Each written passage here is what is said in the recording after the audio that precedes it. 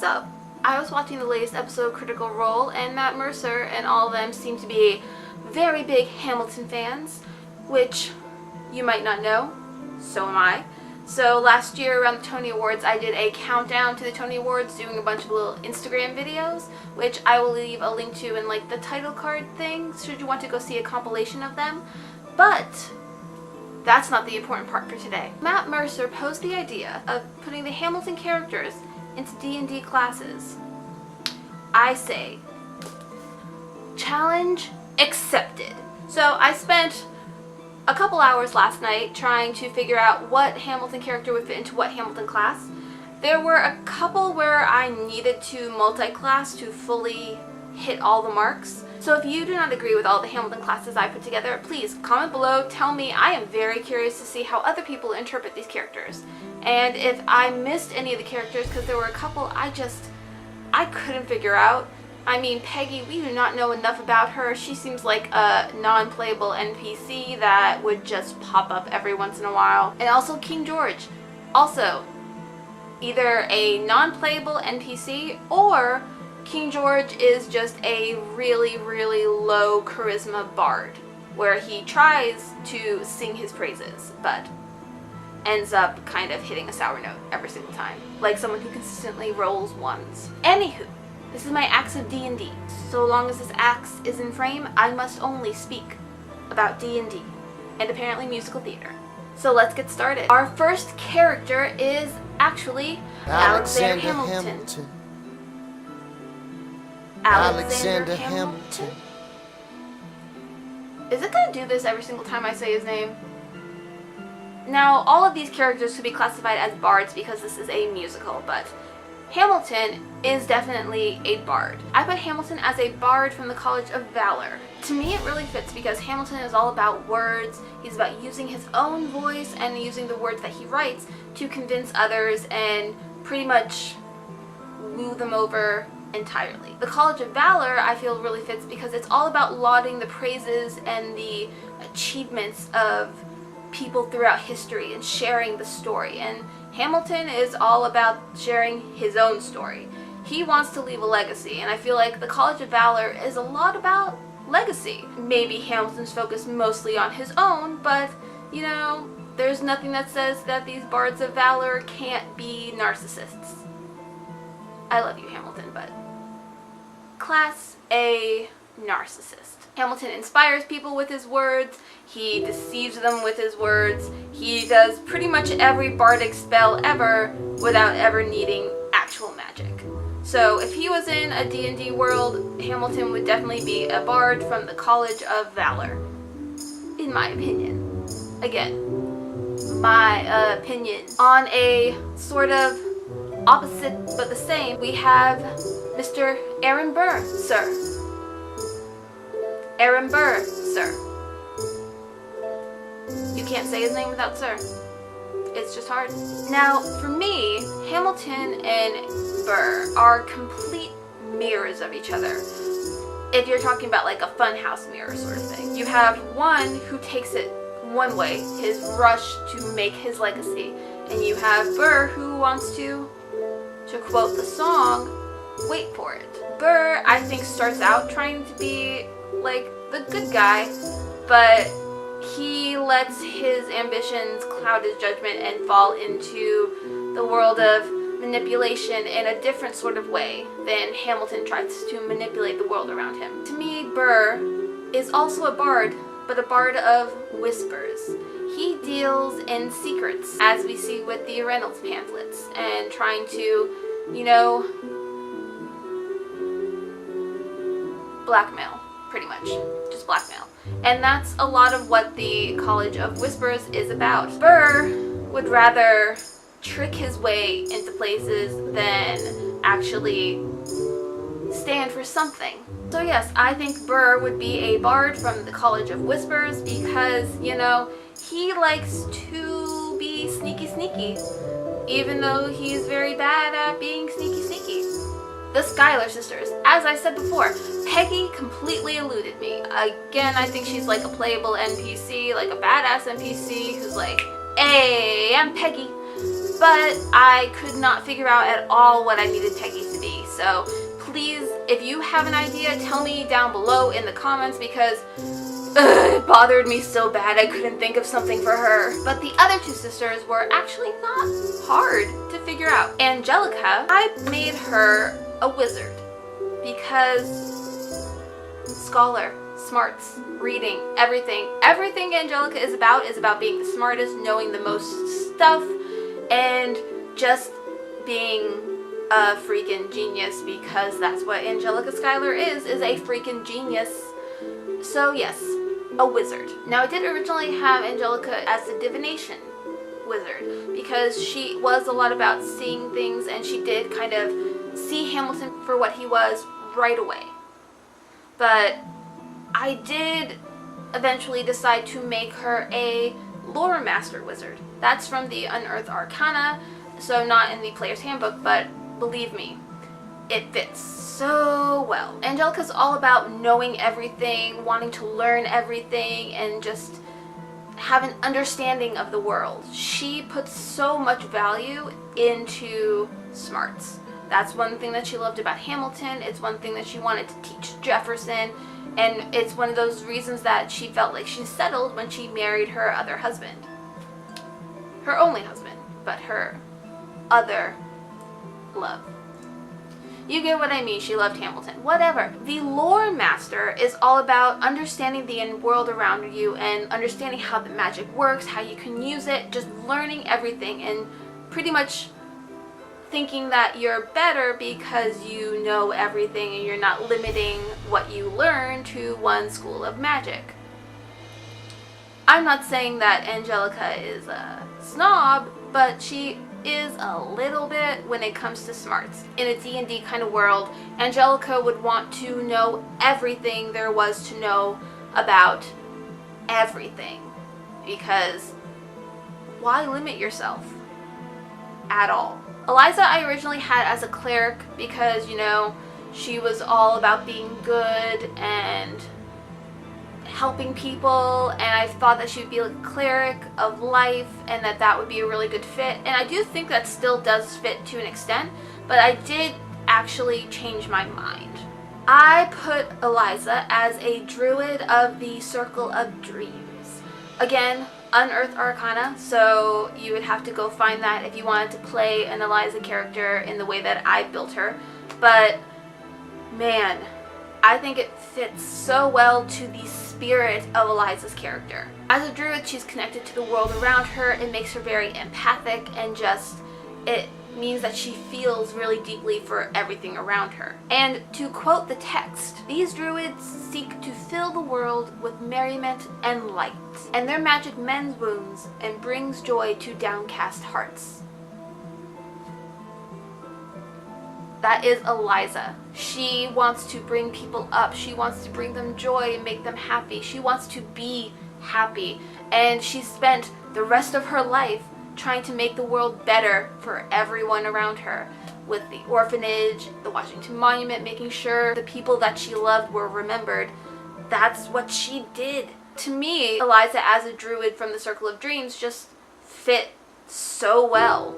Eliza is nothing if not a bundle of empathic joy. George Washington was another one where I thought that a couple different classes could fit.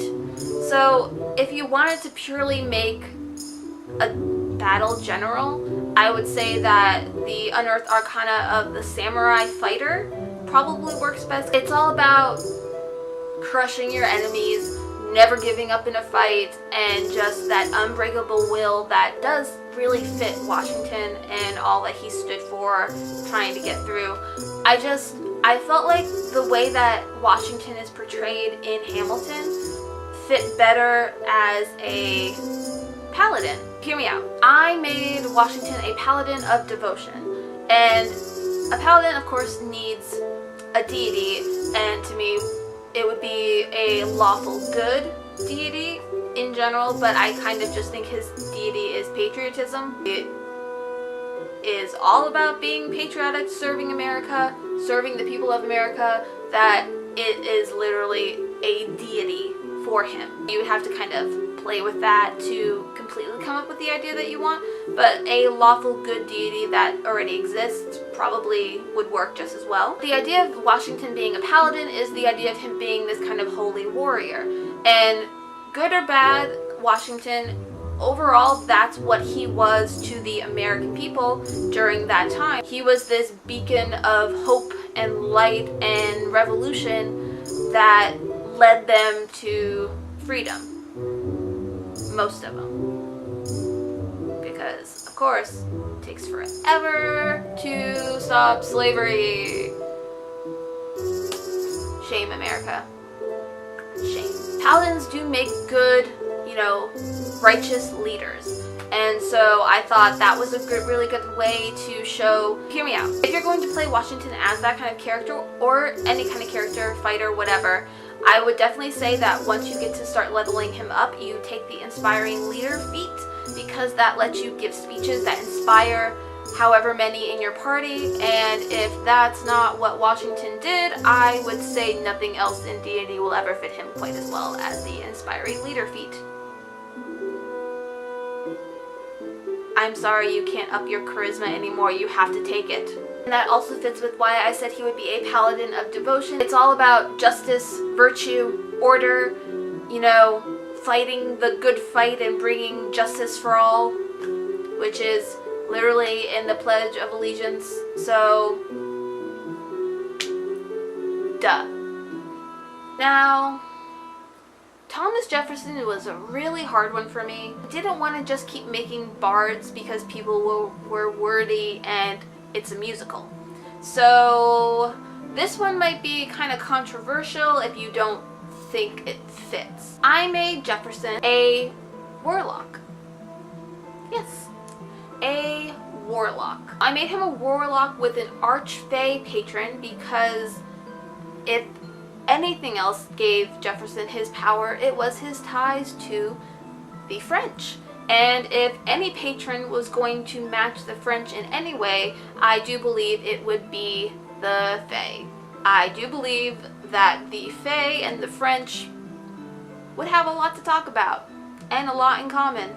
So I feel like that kind of fits. I would also have him take the Pack of the Tomb because it lets him be worldly and smart, and it lets him learn different things, so he's learning things and taking them in from all different places as he goes, which is kind of what Jefferson had to do when he went to France. He had to assimilate a bunch of different things from their culture, and when he came back to America, he had to do the same. So to me, it does fit Jefferson enough that I do believe he could be a warlock of the Archfey who takes the Pack of the Tomb. He was also one of those people who thought he was really wordy and smart.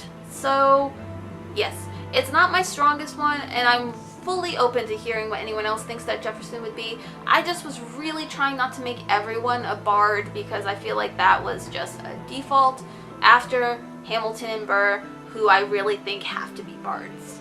And then we're just gonna get in to the boys. I'm talking Lafayette, Lawrence, and Mulligan. Now, Marquis de Lafayette, I adore him. And so it was kind of hard to put him into a box. This is where I started multi-classing because I felt like for the way that they had to be, you would have to multi-class to fully engage that character. Lafayette, I made a fighter battle master. He was a tactician because no one can match his tactical brilliance other than Hamilton. He was all about making up different battle plans and all of that, and he was a great fighter and battle mind, so I felt like the battle master did fit him.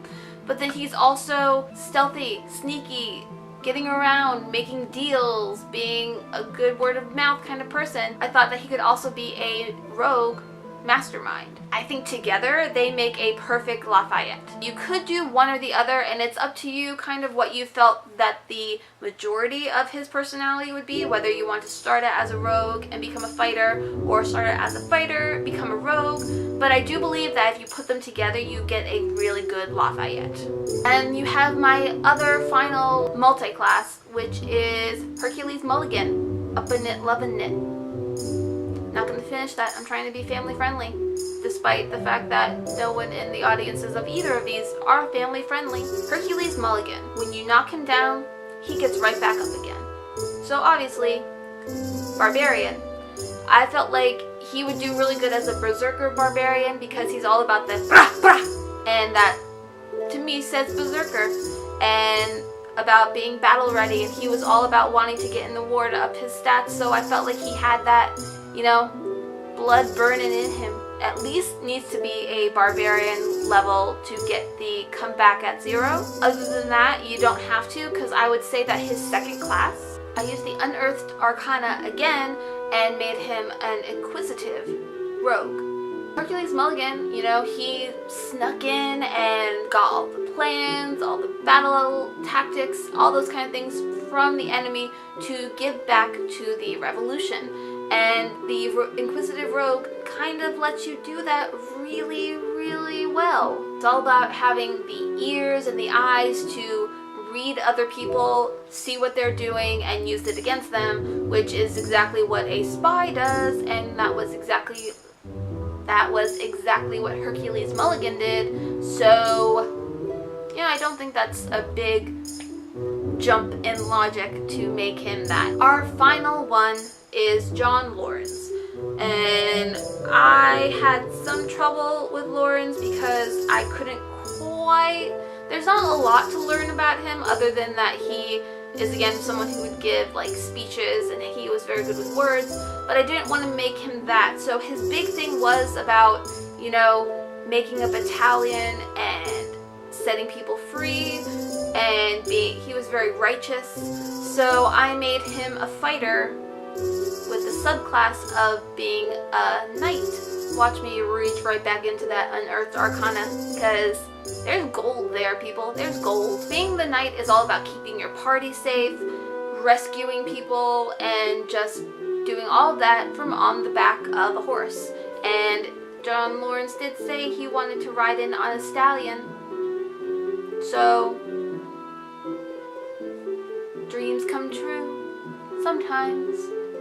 If you play D&D, given the idea of protecting his allies, including all of the slaves that he wanted to free, and about wanting to be the first Black Battalion and all of that, and being on a horse or any other kind of steed, I do believe the knight kind of fits best for him. He should also take that inspiring leader feat, just because he was really good with the making speeches about grand gestures to inspire other people.